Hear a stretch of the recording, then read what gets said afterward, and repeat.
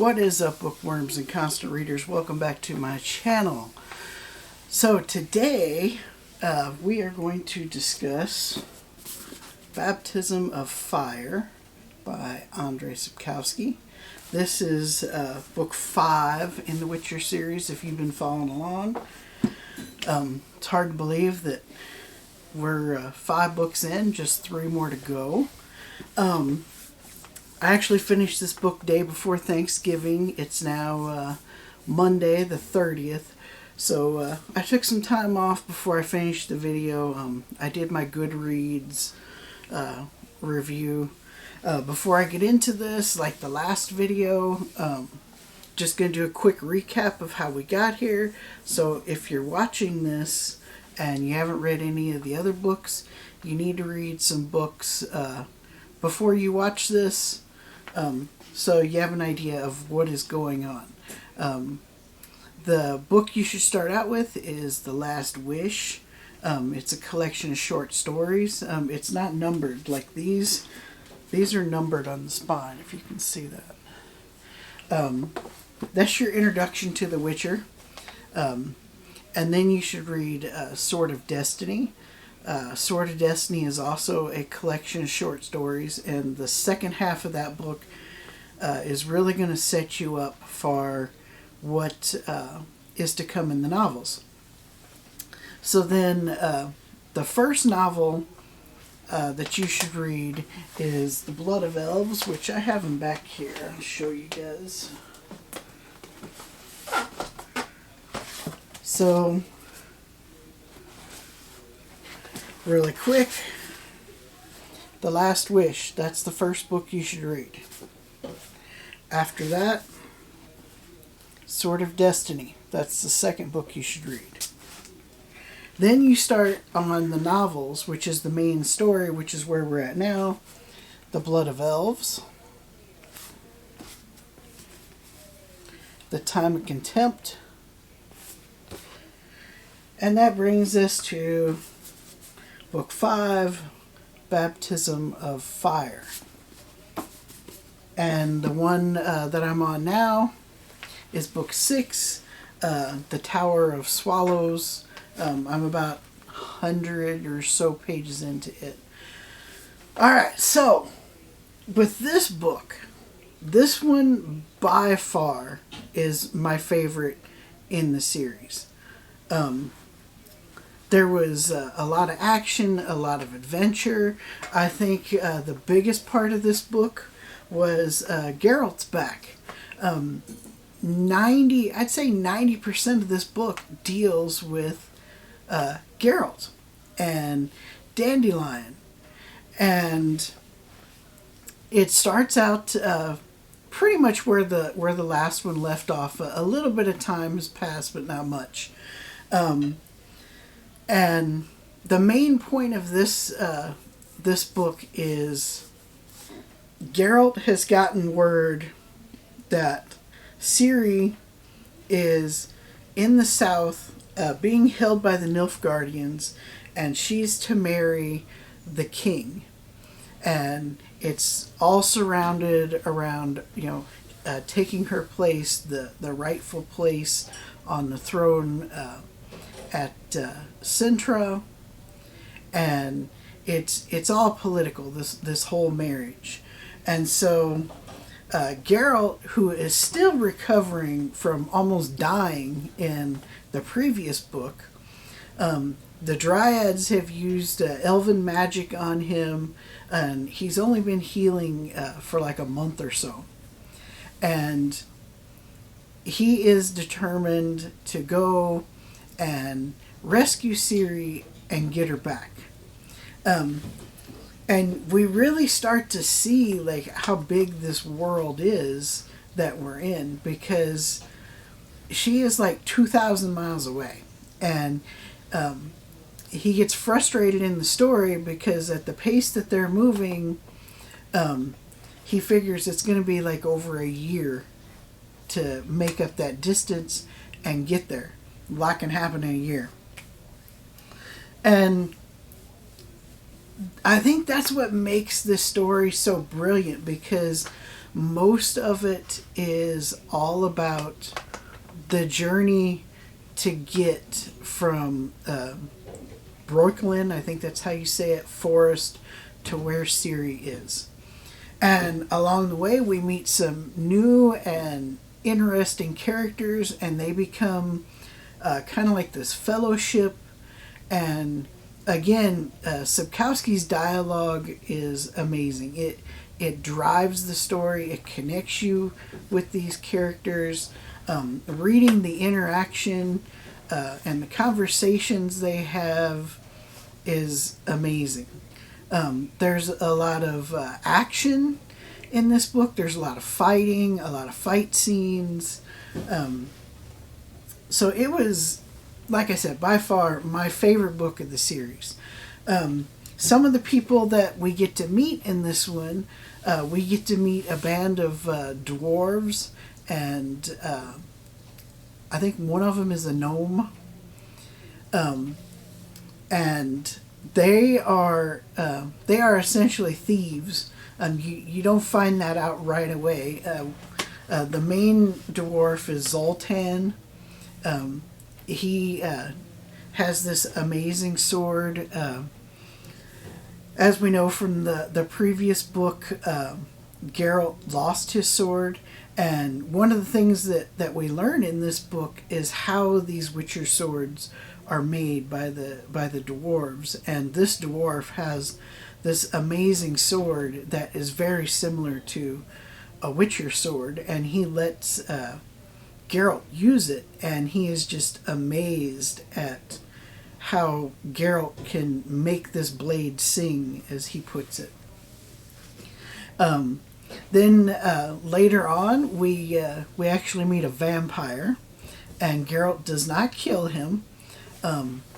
There's a lot of things that have changed about Geralt, and that's one of them. He knows he should kill this vampire because it's his job. But for one, nobody's offered him money to kill the vampire, and the vampire, poses no threat to him. But he does tell the vampire that if he comes across a bounty on him, that he will come after him. This vampire is like 400 years old. His name slips my mind now. But he is an interesting character. He makes moonshine. He gets the whole party drunk off of moonshine. He's taken this oath not to drink blood. He's given up blood, and you learn about his whole story, how that came to be, what he eats instead of blood. But he can do some amazing things. Like he can turn himself invisible, which comes in really handy for the party in a couple different situations. He reveals that he can fly, but only on a full moon. But yeah, he's kind of he's a comical character. It's not your everyday vicious kind of rip your throat out vampire. So yeah, he's one of the new characters that carries over into the book that I'm reading now, book 6. Also, the informant that was working with Geralt, kind of like an informant spy type character, she also refuses to let Geralt do this suicide mission alone. And so she joins. And most of the story is them just traveling to get to Ciri. It sounds boring, but it's a lot of action, a lot of adventure. I mean, this book book was incredible to read. The other 10% kind of deals with the political stuff that's going on. You learn a little bit more about the betrayal at the Conference of Mages in I can't think of the name of the place now. Algren or I don't remember the name of it. But it was the school where all the mages gathered. You learn a little bit more about that, what went wrong, who was behind it, who's, manipulating all the strings and everything. And then two big things for me that happened were you finally find out about Yennefer and where she's been and what happened with that. She was saved by one of the other sorceresses.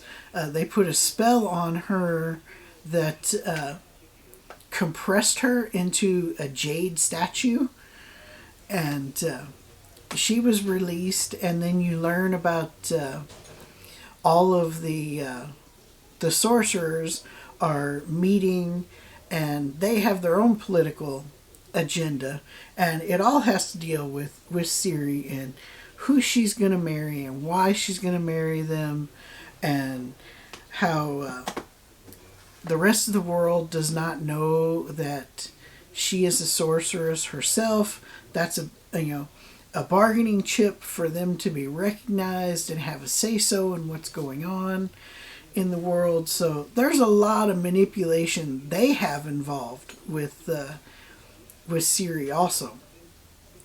And then he does this, Sapkowski does this weird, time jump, and it takes you by surprise because you didn't expect it, you didn't see it coming, and you realize that there is somebody telling this story, and it's in the future.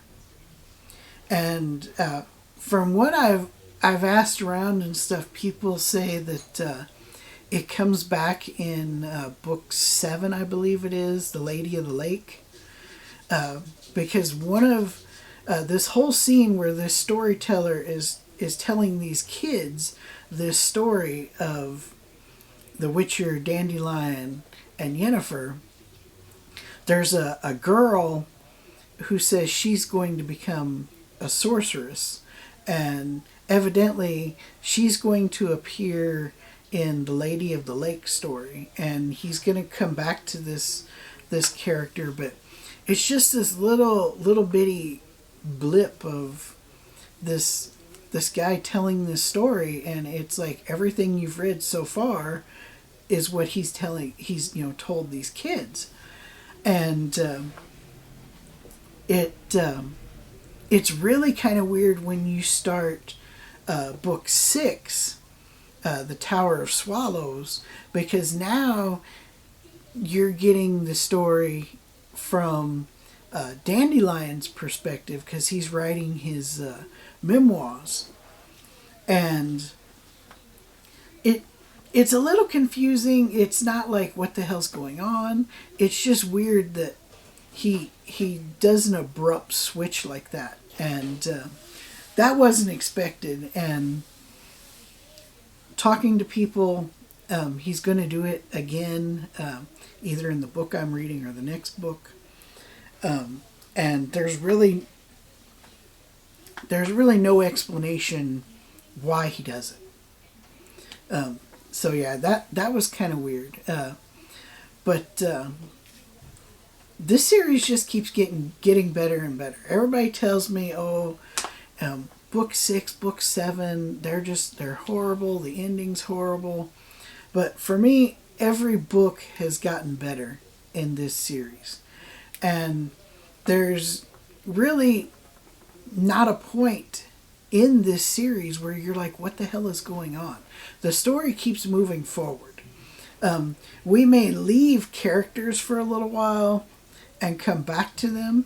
Like, Ciri doesn't have a big role in this book, but the last book, it was almost all about her.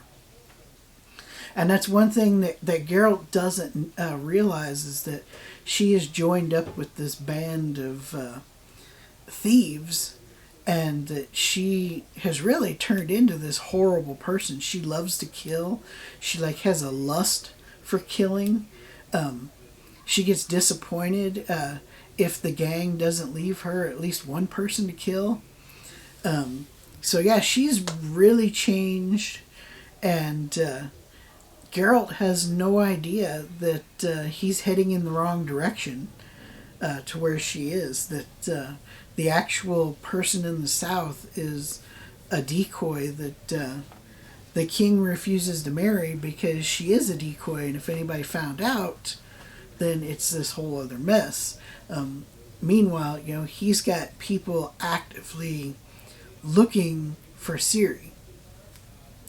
And the big thing is Ciri doesn't know the trouble that she's in, because there's been this famous bounty hunter that has been hired to track her down and kill her. And this guy is like feared everywhere. It's kind of like this world's equivalent of Boba Fett. You don't want to be on his bounty list, that you will die. And they get to that in the book that I'm reading now, and I can't wait to talk about that. But as far as Baptism of Fire goes, amazing book. This series just keeps getting better. I haven't had any problems with it. Not major problems. There's been some things that happened that I didn't like, but I think that goes for all series like this that are 8-10 books long. There's going to be something you don't like. But it doesn't feel drawn out. It doesn't feel like this could have ended, a book ago or 2 books ago. The story keeps moving forward, and you're still surprised by things. And to me, that's a good thing. His writing style is amazing. I love Sapkowski's writing style. And like I said, I'm already into the next book, and it is just as good as this one, just as good as the others. If you haven't read the Witcher series, I highly recommend it. I say it every video at the end. Highly recommend the series. Check it out. Start with those short stories, though. That will help you immensely to understand what is going on when the novels start. And I know that's been confusing for a couple people that I've talked to. They've actually started with book 1, and they don't understand what is going on. And they'll go back and they'll read those at the end because somebody told them, save it till the end to read those. And then they're like, oh, I wish I would have read that before I started. That's how you should read these. Read the short stories first, start with the novels. You won't be disappointed. This series is amazing. Like I said, I'm on the 6th book. There's 8 books total. So this series is coming to an end for me, and I've never been bored once reading these books. If you like this video, give me a thumbs up. Hit the subscribe button. I need more subscribers to get my content out there. Hit the bell button so you know when I post my next video. Right now, I only do like 1 video a week because I just don't have the subscribers to do more videos. There's been a few instances where I've skipped a couple weeks, and I've put out 2 videos for that week to make up for the week that I missed. The next video will be my November book haul. I'll probably do that on Friday or over the weekend, so it's a few days out. Comment below, what do you think about the Witcher series? I think it's an amazing series. I like the characters. I still don't like Yennefer. Maybe it'll get better on the end, but I still don't like her. She's the only character I don't like so far. But yeah, comment below. Let me know what you think. And till next time, read more books.